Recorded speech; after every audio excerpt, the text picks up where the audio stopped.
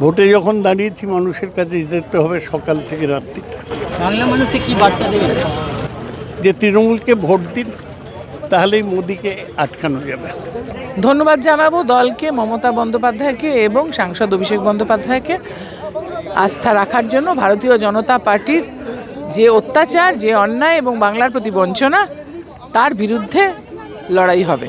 ঈশ্বরের প্রতি যদি মানুষের বিশ্বাস যদি নষ্ট হয়ে যায় তাহলে মানুষ যাবে কোথায়? তেমনি বিচারকেরা, এদের প্রতি যদি মানুষের কনফিডেন্স নষ্ট হয়ে যায় কি হবে? গোটা দেশের বিচার ব্যবস্থাকে যিনি নষ্ট করলেন, যে বিচার ব্যবস্থার কলঙ্ক, আমি অনুরোধ করব তমলুকের মানুষকে সেই কলঙ্ক তাকে যেন হটিয়ে দেওয়া হয়। ভারতবর্ষের মানুষের কাছে যাওয়া উচিত, গদ্দার যেন বিচার ব্যবস্থায় না থাকে। আগামী দিনে তারা অনেক জজ এইরকম গদ্দারি করবে শুধু পলিটিক্যাল কেরিয়ার বিল্ড আপ করার জন্য। দক্ষিণ কলকাতায় আমার মুখটা বোধহয় চেনা, সেই জন্যই মানুষ আর নতুন করে পরিচয় হয়তো করতে হবে না, কিন্তু মানুষের কাজ করেছি বলেই আমার বিশ্বাস।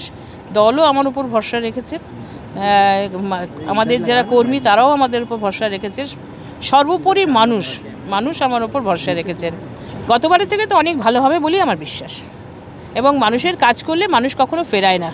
আমি এটা লক্ষ্য করে দেখেছি বারবার। আমি পৌরসভা নির্বাচনে প্রায় 30 বছর হতে চললো, আমি এটাতেও দেখেছি যে মানুষের কাজ করলে মানুষ কখনো ফেরায় না, এবং মানুষের পাশে থাকলে মানুষ কখনো বিমুখ করে না। দল আমাকে দায়িত্ব দিয়েছে, আমি সেই দায়িত্ব পালন করব। আর এবারে লড়াইটা জনতার লড়াই, নিজেদের দাবি অধিকারের লড়াই। আমি সেই মানুষের পাশে থাকবো। জেতার দিক থেকে আপনি কীরকম ব্যবধান? ঠিক আছে, দেখা যাক। আমি অনেকটাই আশাবাদী, কারণ এই লড়াইটা মানুষের লড়াই, রাজনৈতিক লড়াই না।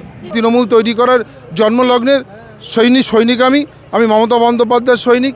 আমার সেনাপতি অভিষেক বন্দ্যোপাধ্যায়, তাদের আমার প্রতি যে আস্থা আছে, এই নির্বাচনে আমি ওখান থেকে জয়ী হয়ে প্রমাণ করে দেবো তাদের আস্থা সম্পূর্ণ সত্যি। যিনি মিথ্যা ভাওতা দিয়ে বনগাঁতে সাংসদ হয়েছিলেন, এই 5 বছরে একটি কাজও করেনি, মানুষের পাশে থাকেনি। আমফান করোনার মতন এমন বিপর্যয়েও তিনি ঘর থেকে বেরিয়ে মানুষের পাশে থাকেনি। স্বাভাবিক কারণে যেসব ভাওতা দিয়েছেন নাগরিকত্ব নাম করে, যে মানুষ বুঝেছেন যে রাতের অন্ধকারে আধার কার্ডের লিঙ্কেজগুলো কেটে দিয়ে বিপদে ফেলেছিলেন, মানুষ সর্বশান্ত হওয়ার মতন চোখের জল দেখেছি, মানুষের বাড়ি বাড়ি গিয়েছি, তারা ঐক্যবদ্ধ তৈরি হয়েছেন। এইরকম একজন অপদার্থ এবং মিথ্যাবাদীর বিরুদ্ধে মানুষ এবার ভোট দেবেন। শান্তনু ঠাকুরের হার শুধু সময়ের অপেক্ষা।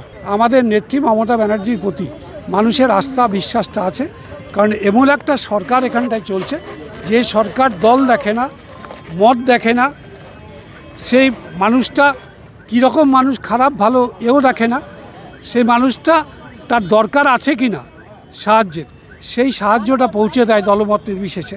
এটা একমাত্র পশ্চিমবাংলায় মমতা ব্যানার্জির নেতৃত্বে, তারই মুখ্যমন্ত্রীত্বে এটা সম্ভব।